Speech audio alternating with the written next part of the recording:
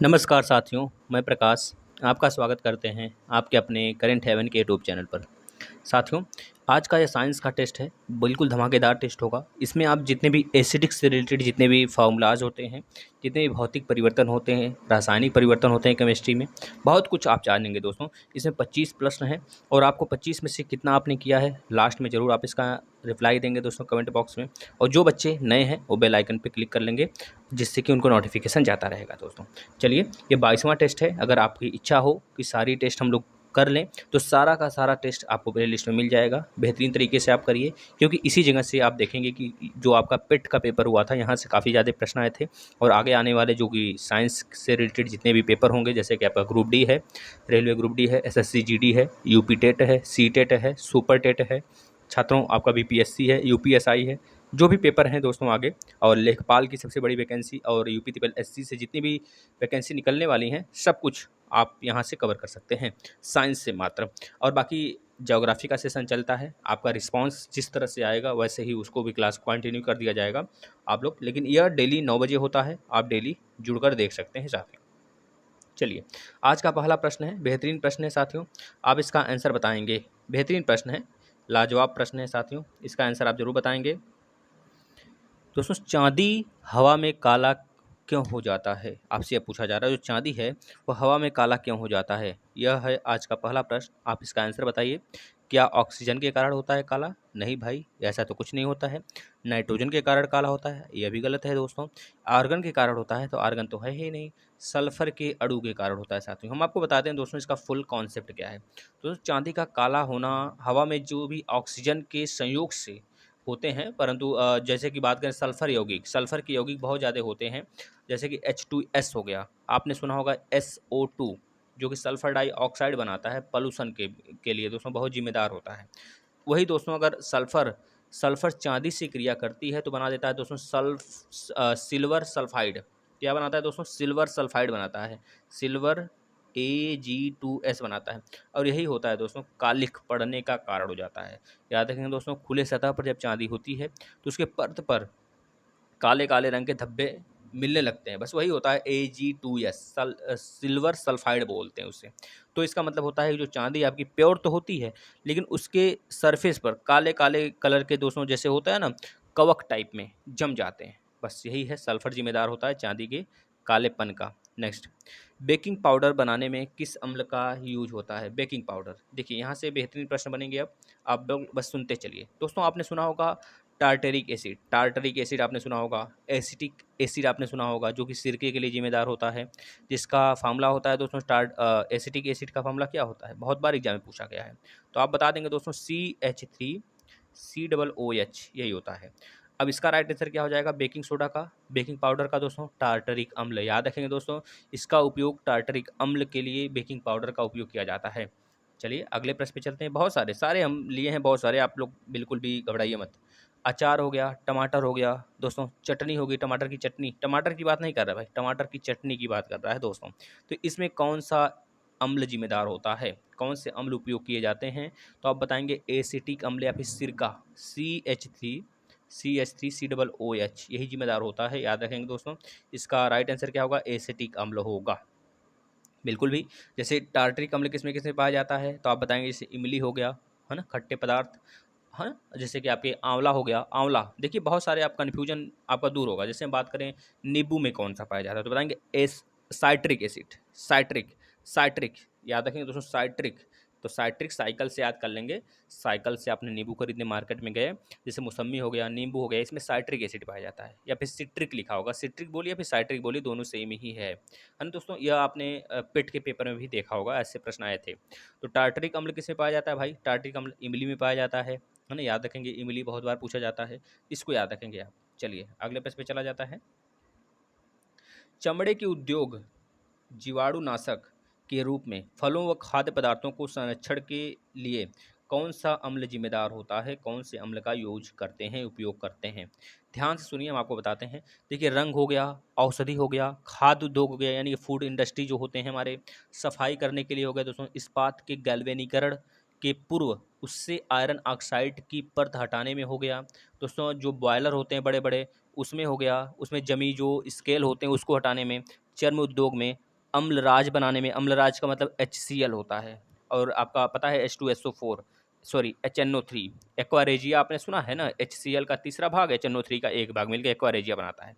दोस्तों जितने भी रंग हो गए, औषधि हो गए, इस सब के निर्माण में हाइड्रोक्लोरिक एसिड यूज होता है दोस्तों, यानी कि हाइड्रोक्लोरिक अम्ल यूज किया जाता है। जैसे बात करें उर्वरक, रंग, प्लास्टिक, औषधि विस्फोटक में, इसमें या फिर फोटोग्राफिक में, अम्लराज बनाने में, इसमें नाइट्रिक अम्ल का यूज होता है। देखिए आपको बहुत सारी जगह मिलता जुलता मिलेंगे, लेकिन थोड़ा बहुत अंतर है बस।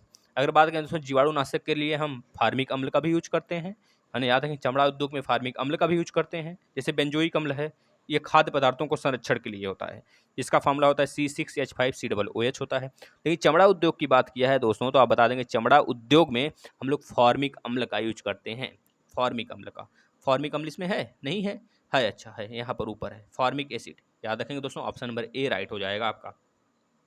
फॉर्मिक एसिड आपको पता है दोस्तों किस में पाया जाता है, फॉर्मिक से आप बना लेंगे फार्म हाउस। फार्म हाउस में क्या मिलेंगे, लाल चींटियाँ मिलेंगी, मधुमक्खी मिलेंगे, तो इन सब में भी इनके डंक में फॉर्मिक एसिड पाया जाता है दोस्तों, याद रखेंगे। चलिए जैसे बात करें ऑक्जेलिक, ऑक्जेलिक किस लिए होता है दोस्तों, पता है आपको, जो बहुत पुराने पुराने स्याही धब्बे होते हैं उसको छुड़ाने में होता है। कपड़े के जो दोस्तों दाग धब्बे होते हैं उसको छुड़ाने में होता है। जो चमड़े के विरंजक विरंजक के रूप में होता है, चमड़े के विरंजक के रूप में, जैसे कि चमड़े का अलग अलग रंग देते हैं हम लोग ना, ब्राउन हो गया, ब्लैक हो गया, तो इस तरह के, तो उसमें भी यूज होता है दोस्तों। फोटोग्राफिक में सबसे बड़ा इसका दोस्तों डिसएडवांटेज, सॉरी एडवांटेज है ऑक्जेलिक अम्ल का, फोटोग्राफी में यूज होता है दोस्तों। फोटोग्राफिक और कपड़ा उद्योग में भी इसका यूज होता है ना। इतनी बातें आप याद रखेंगे, यहाँ से प्रश्न बहुत ज़्यादा बनते हैं। चलिए आगे हम लोग अगले प्रश्न की तरफ। दोस्तों इमली हो गया, अंगूर हो गया, कच्चा आम हो गया, इसमें कौन सा अम्ल पाया जाता है भाई। देखिए बेहतरीन प्रश्न है दोस्तों, ऐसे प्रश्न आपको हर जगह देखने को मिलेंगे, ग्रुप डी में भी देखने को मिलेगा, SSC GD में भी देखने को मिलेगा, सुपर टेट, यूपी टेट, हर जगह देखने को मिलता है ऐसे प्रश्न। बताइए, इसके बाद हम लोग पीएच नंबर पे आ जाएंगे। पीएच मान बहुत ज़्यादा लिया गया है, उसमें सारे जितने भी पीएच मान पूछे जाते हैं सब आज आपका कवर कर देंगे, है ना। बताइए इसमें राइट आंसर क्या होगा दोस्तों। देखिए यह इमली भी खट्टी पदार्थ है, मतलब खट्टा है, अंगूर भी खट्टा है, कच्चा आम भी खट्टा है, तो कौन सा पाया जाएगा भाई, टार्टरिक एसिड ही तो पाया जाएगा, टार्टरिक अम्ल पाया जाएगा, याद रखेंगे दोस्तों। अगर पूछा जाता है सिट्रिक अम्ल यानी कि साइट्रिक अम्ल में, तो संतरा, नींबू, मौसमी, ये सब आ जाते हैं। अगर पूछा जाता है मैलिक एसिड, मैलिक अम्ल, तो बताएंगे सेब, सेब ज़्यादा खाने से पता है अपच हो जाता है, तो बहुत ज़्यादा पेट की दिक्कत प्रॉब्लम्स हो जाते हैं, तो बस मैलिक एसिड होता है दोस्तों, याद रखेंगे सेब में। अगर पूछा जाता है ऑक्जेलिक अम्ल किस में पाया जाता है, तो बताएंगे टमाटर हो गया, पालक हो गया, चने की पत्ती हो गई। लैक्टिक अम्ल किस में पाया जाता है, ब्यूटिक, अच्छा ब्यूटरिक अम्ल किस में पाया जाता है, तो आएगा भैया ब्यूटरिक जो एसिड होता है दोस्तों वह दही में पाया जाता है, दही में पाया जाता है ना। दूध में लैक्टिक अम्ल पाया जाता है, अचार में एसिटिक एसिड पाया जाता है, सेब में हमने बता दिया दोस्तों, अंगूर में टार्टरिक पाया जाता है, फोटोग्राफिक में ऑक्जेलिक अम्ल पाया जाता है, बेकिंग पाउडर में, बेकिंग पाउडर मतलब समझ रहे हैं, देखिए यहाँ पे दो बेकिंग पाउडर होंगे। एक तो होता है दोस्तों CH3, सॉरी क्या बता दिया हमने, गलत है, NaHCO3, एक ये होता है बेकिंग, मतलब बेकिंग पाउडर ही होता है, इसको बोलते हैं हम लोग खाने का सोडा दोस्तों, है ना। सोडियम बाइकार्बोनेट से बोलते हैं, सोडियम बाइकार्बोनेट। एक होता है NaCO3, ये NaCO3 के साथ प्लस 10H2O भी होता है, 10H2O होता है दोस्तों। इसमें क्या होता है, यह कपड़ा साफ करने वाला सोडा होता है ना, याद रखेंगे। तो इसका राइट आंसर दोस्तों टार्टरिक अम्ल होगा। चलिए नेक्स्ट प्रश्न पे चलते हैं। अच्छा आ गया वही प्रश्न, देखिए अभी हमने बताया आपको, जो टमाटर हो गया, पालक हो गया, चना हो गया, चने की पत्ती जो देखते हैं ना, जिसके पास खेत वगैरह होगा वो जानते होंगे, चने की बुआई होती है तो छोटे छोटे पत्ती होते हैं, उसको खाया जाता है, और उसको बल्कि अगर उस पर लहसुन वगैरह मिलाकर पीस कर अच्छे से उसको खाया जाए साग के रूप में, बहुत ही टेस्टी लगता है। तो इस तरह टमाटर हो गया, पालक हो गया, चने की पत्ती हो गई दोस्तों, इसमें क्या मिलाया जाता है, तो बता मतलब कौन सा अम्ल पाया जाता है, तो बताएंगे लैक्टिक अम्ल नहीं भाई, मेथनोइक अम्ल क्या पाया जाता है आप लोग बताएंगे, ऑक्जेलिक अम्ल नहीं भाई, मैलिक एसिड नहीं, मेथनोइक एसिड। तो जो पता है मेथी की साग होती है ना, मेथी, तो मेथी, मेथनोइक, मेथी, मेथी, इस तरह मेथी भी साग होती है, इस तरह पालक भी साग होता है आपका, चने की पत्ती भी साग ही होती है, और टमाटर के जूस में पाया जाता है दोस्तों, बता देंगे मेथनोइक एसिड। अच्छा एक मिनट, टमाटर में अगर पूछेगा तब यह पाया जाता है, अगर टमाटर के जूस की बात करेगा दोस्तों ना, तो याद रखिएगा एसिटिक एसिड पाया जाता है, एसिटिक एसिड, है ना, जिसको हम लोग सिरका बोलते हैं ना, सिरके में भी एसिटिक ही पाया जाता है। नेक्स्ट अगला देखिएगा, अब यहाँ से आपको पता है पीएच मान मिलेंगे, पीएच वैल्यू बहुत बेहतरीन तरीके से बताएंगे दोस्तों, आप लोग बस लास्ट तक बने रहिए और देखते रहिए दोस्तों। दोस्तों अगर पूछा जाता है पीएच मान की खोज किसने किया था, हमने बताया था सोरेनसन नाम के साइंटिस्ट ने किया था। जो बच्चे कल की वीडियो देखे होंगे वो काफ़ी ज़्यादा साइंटिस्ट का नाम याद कर लिए होंगे। अब ध्यान से देखिएगा दोस्तों, हम आपको एक चीज़ पहले बता देते हैं, यह होता है आपका पीएच स्केल। पीएच स्केल पे 0 से लेकर 6 तक होता है और इधर होता है 8 से लेकर 14 तक। बीच में क्या होता है 7 होता है। जो 7 होता है दोस्तों वो न्यूट्रल होता है। जो साधारण पानी जो हम लोग पीते हैं ना, बरसात की पानी हो गई, तो उसका जो पीएच वैल्यू होता है ना, प्योरिटी के कारण 7 होता है। यानी कि ना ही वो ज़्यादा क्षारी होता है ना ही अम्लीय, मतलब कि स्वादलेस होता है। एक तरह से कह लीजिए दोस्तों न्यूट्रल होता है। अगर 6 की मतलब 7 के ऊपर चढ़ते हैं 0 तक तो अम्लीय मिलता है, एसिडिक मिलता है। और इधर चलते हैं तो दोस्तों बेसिक मिलता है, बेसिक क्षारी मिलता है। तो बेस और किसी भी क्षार को अगर मिलाएंगे, मतलब कि किसी भी बेस और एक NaCl, NaCl और HCl को मिलाएं, NaCl मिलेगा कब मिलेगा भाई बताइए, NaCl कब मिलेगा, जब आप NaOH प्लस HCl मिलाएंगे।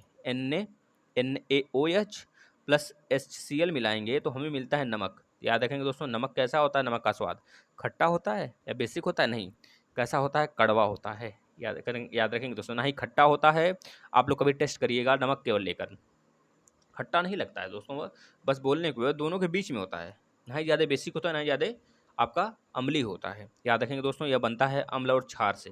अगर बात करेंगे दोस्तों सबसे 0 से लेकर 6 तक क्या होगा दोस्तों, अम्ली होगा। 8 से लेकर 14 तक क्या होगा दोस्तों, आपका क्षारी होगा, यानी बेसिक। अगर बात करें बिल्कुल प्योर बेसिक, बिल्कुल बोला जाता है ना कि कब सबसे खतरनाक बेसिक कौन है, तो बताएंगे सांद्र सोडियम हाइड्रोक्साइड NaOH दोस्तों, याद रखेंगे, जिसको बोला जाता है कंसंट्रेट NaOH। और सबसे खतरनाक दोस्तों अम्ल कौन सा होता है बता देंगे दोस्तों, सांद्र हाइड्रोक्लोरिक अम्ल, यानी कि जो कंसंट्रेटेड HCl होते हैं वह।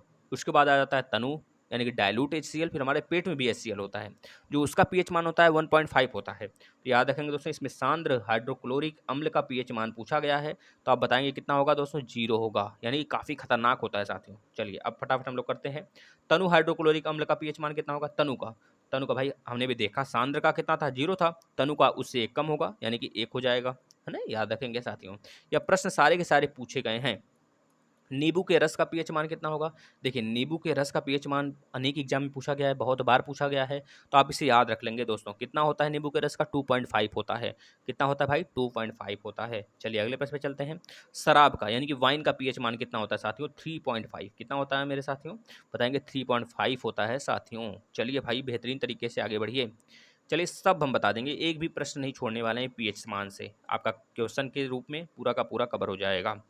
बियर का पीएच मान कितना होता है भाई, बियर पीना चाहिए, सेहत के लिए इंपॉर्टेंट होता है। देखिए सारी चीज़ें इंपॉर्टेंट होती हैं सेहत के लिए, लेकिन अगर कोई लिमिट हो तो पीजिए, अच्छी बात है, लेकिन एक लिमिट हो, क्योंकि इस बियर से हमारा जो मानसिक टेंशन होता है दूर होता है। लेकिन आप डेली अगर पियेंगे तब दोस्तों जो हमारा पाचन होती है, पाचन शक्ति होती है ना, वह भी बिल्कुल बरकरार रहता है। याद रखेंगे बियर पीने से, लेकिन एक लिमिट में, अगर 2-4 ढक्कन डेली ले रहे हो तो। बियर में जो बनते हैं दोस्तों फ्रूट से ही बनते हैं। आपने सुना होगा एसिटिक एसिटिक एसिड, जो आप अम्ल बनाते हैं, सिरका बनाते हैं, वो भी एक प्रकार से बियर ही होता है, बस उसको सड़ा गला दिया जाता है। जैसे गन्ने का जूस से बनता है ज़्यादातर एसिटिक अम्ल, जो घर का सिरका होता है। लेकिन जो यह बियर होता है दोस्तों, यह फल से यानी फ्रूट से, ज़्यादातर यह किशमिश से बनता है, जो मोनक्को बोला जाता है, उससे बनाया जाता है ना। अगर बियर का पीएच मान पूछा जा रहा है आपसे दोस्तों, बताएंगे बियर का जो पीएच मान होता है साथियों, बियर का तो बताएंगे 4.5 होता है। शराब का हमने कितने बताया, 3.5 बताया है दोस्तों वाइन का। तो बियर का कितना होगा भाई, उससे एक ज़्यादा 4.5, यानी कि उससे क्षारी होता है। क्षारी कौन होगा, जो 7 की तरफ बढ़ेगा, जो अम्ली होगा वो 0 की तरफ बढ़ेगा दोस्तों। 0 से पास में कौन है 0 के, 3.5 है, तो 3.5 जो शराब है दोस्तों वो ज़्यादा अम्ली होता है अपेक्षा बियर के। बियर थोड़ा सा क्षारी होता है, 4.5 इसका पीएच मान होता है। चलिए अगले प्रश्न पे चलते हैं। कॉफ़ी का पीएच मान कितना होता है भाई, यह भी बहुत बार पूछा गया है। अच्छा सिरका का पीएच मान कौन कितना होता है भाई, सिरका जो विनेगर होता है 4 होता है, याद रखेंगे 4.0, यानी कि 4 होता है सिरका का दोस्तों। अच्छा कॉफ़ी का कितना होता है दोस्तों, फटाफट आप लोग जवाब दीजिए भाई। देखिए कॉफ़ी का कितना होता है, याद रखेंगे 5 होता है, 5 होता है भाई। 5 कहीं कहीं अगर आपको मान लीजिए 5 to 6 लिख के आ गया, 5 और 6 के बीच में, तो आप यह लगा देंगे, अन्यथा 5 लगाएंगे। देखिए यहाँ पर 5.5 भी है, 6 भी है, तो आप कहेंगे सर यह सही होगा कि नहीं, हम बोलेंगे नहीं, क्योंकि अभी डायरेक्ट 5 दिया है तो 5 हम लगाएंगे। अगर इस तरह से लिखा होता है 5 to 6, 6 to 7, 7 to 8, तो इस प्रकार में आप लगाएंगे 5 to 6 में, ठीक है। अगर 4 to 5 भी लिखा है तब 4 to 5 को आपको नहीं लगाना है, आपको लगाना है 5 to 6 होता है कॉफ़ी का पीएच मान। चलिए नेक्स्ट चलते हैं। कोल्ड ड्रिंक जो हम लोग पीते हैं ना बहुत खतरनाक होता है दोस्तों, उसमें एसिडिक होते हैं लगभग कहा जाता है ना कि जो हमारा बैटरी में डालने वाला पानी होता है ना, बैटरी वाला भाई H2SO4 जो हम लोग यूज करते हैं, हाइड्रोजन सल्फाइड है ना, हाइड्रोजन सल्फेट, H2SO4 हाइड्रो क्या होता है H2SO4 को यही बोलते हैं ना सल्फाइड। तो उसको जो हम लोग यूज करते हैं दोस्तों बहुत खतरनाक होता है, वो बैटरी का पानी होता है, अगर वो थोड़ा सा पक्के वगैरह पे गिर जाता है या फिर ज़मीन पे गिर जाता है देखते हैं क्या होता है, वहाँ पे वाइट वाइट हो जाता है। पता है आपको, अगर 10 बॉटल बन रहा है आपका कोल्ड ड्रिंक तो उसमें एक बूंद होता है, 10 बॉटल में एक बूंद आपका दोस्तों कहा जाता है, हमने तो देखा नहीं है बनते हुए, लेकिन आप अब तो टेक्नोलॉजी इतनी बढ़ गई है कि आप खुद देख सकते हैं फैक्ट्रीज वगैरह में जाके, है ना। दोस्तों उसमें होता नहीं पीना चाहिए भाई। अब नहीं पीना चाहिए, लोग मना करते हैं, उसमें कुछ गड़बड़ होगा तभी तो। चलिए इसका राइट आंसर आप बताइए, टीका टिप्पणी करने से कोई फ़ायदा नहीं है हमें, जिसका मन है पिए, जिसका मन है ना पिए भाई। देखिए कोल्ड ड्रिंक का पीएच मान कितना होता है। अब देखिए कोल्ड ड्रिंक की बात हुई है तो कोल्ड ड्रिंक का पीएच मान कितना होगा, सभी लोग बताइए।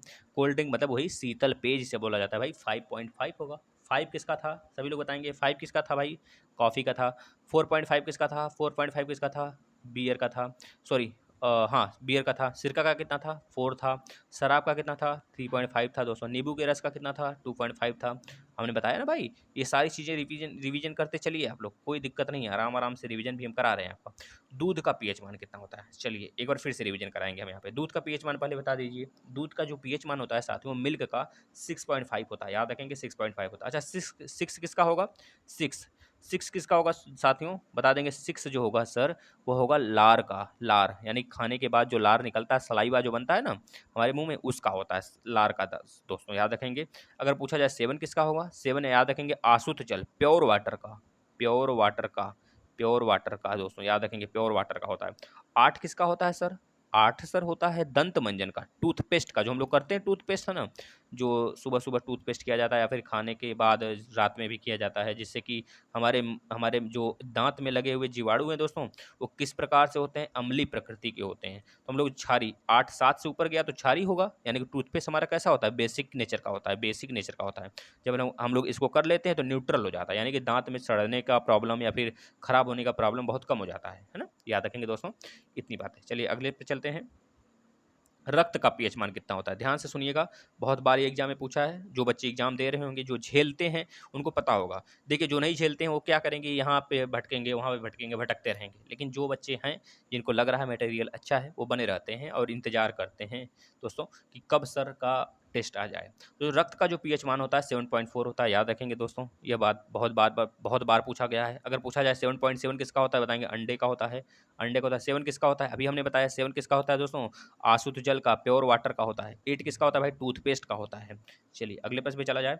मानव मूत्र का पीएच मान कितना होता है दोस्तों, मानव मूत्र का अगर पीएच मान पूछता है और आपका स्वेट का, पसीना जो होता है उसका पीएच मान पूछता है, तो दोनों बराबर होते हैं। दोनों का कितना होता है दोस्तों, बता देंगे 6 होता है। कितना होता है, 6 होता है। देखिए 6 मानव मूत्र का भी बताएंगे, 6 स्वेट का भी बताएंगे और 6 लार का भी बताएंगे, लार जो खाने के बाद सलाइवा बनता है उसका।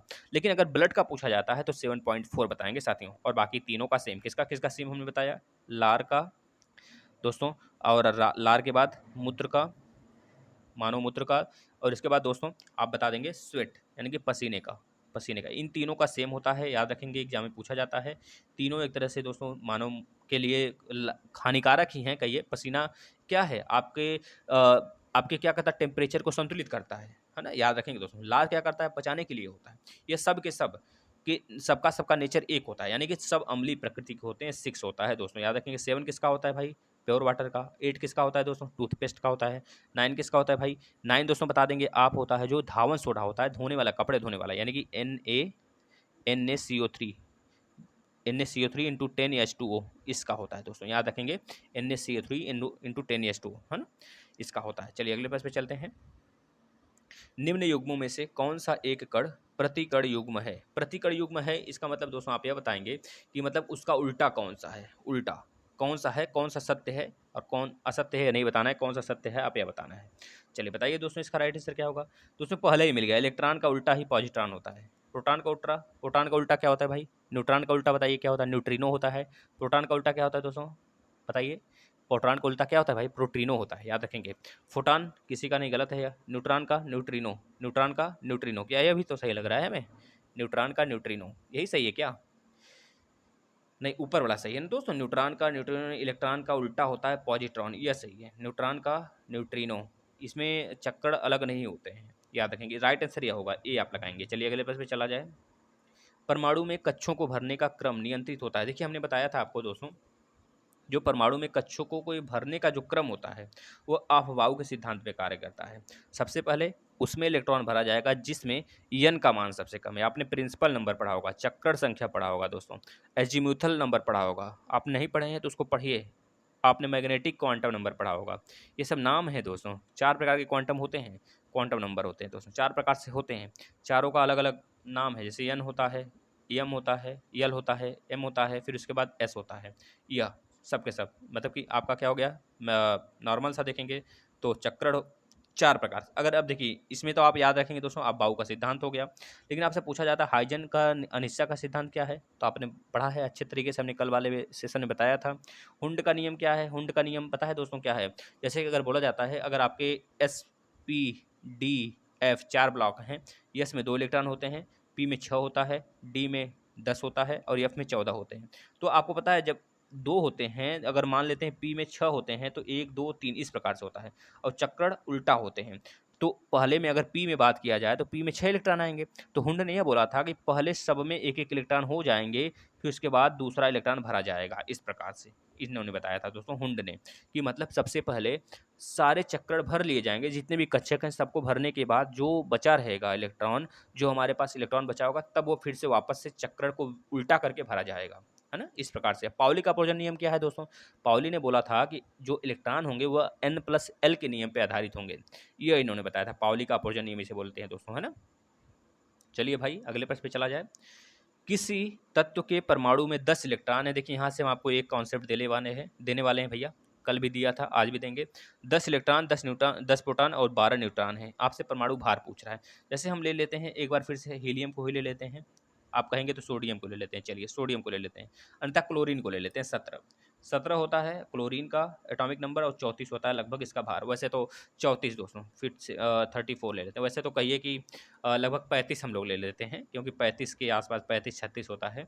तो 17 Cl और 35 ले लेते हैं हम लोग ना। अब देखिए इसमें अगर पूछा जाता है परमाणु क्रमांक बताइए, तो आप बताएंगे 17, जिसको हम लोग जेड से दिखाते हैं।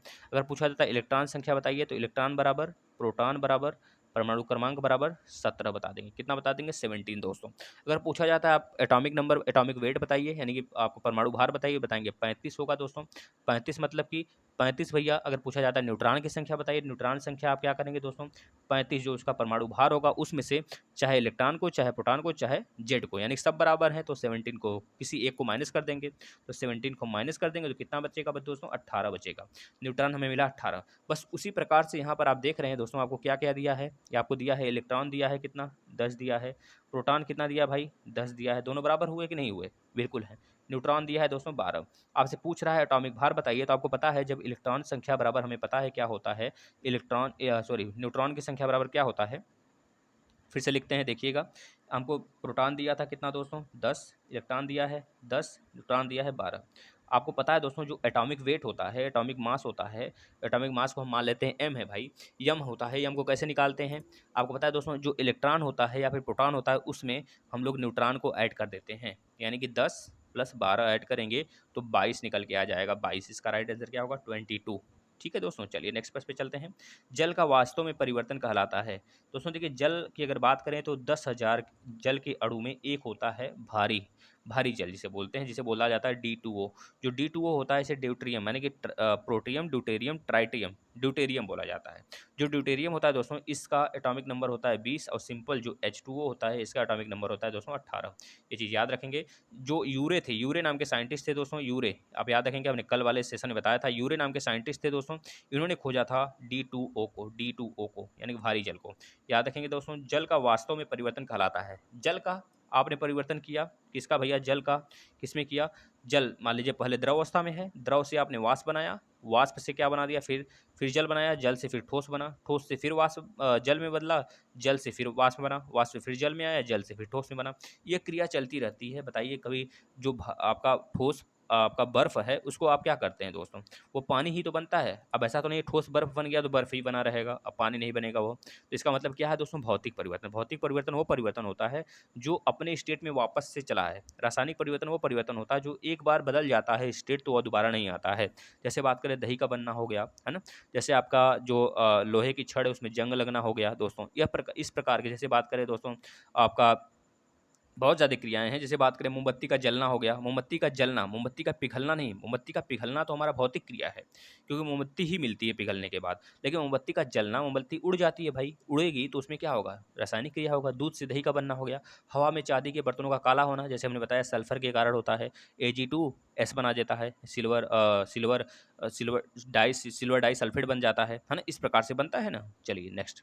अगले प्रश्न पे चलते हैं, खाने का सोडा है भाई, खाने का सोडा है। देखिए हम यहाँ पर 3 फार्मूला आपको बताने वाले हैं, एक CaO हो गया, एक CaCO2 हो गया, एक दोस्तों हो गया NaHCO3 हो गया, एक हो गया NaOH हो गया, एक हो गया दोस्तों NaCl हो गया, एक हो गया दोस्तों NaHCO3 हो गया। यह इतने फार्मूले हैं हम आपको बता रहे हैं। देखिए जो CaO है दोस्तों, यह बोला जाता है इसको बुझा हुआ चूना, सॉरी अनबुझा चूना, अनबुझा चूना जो हम लोग देखते हैं पुट्टी वगैरह करते हैं, वही यही होता है, CaO होता है।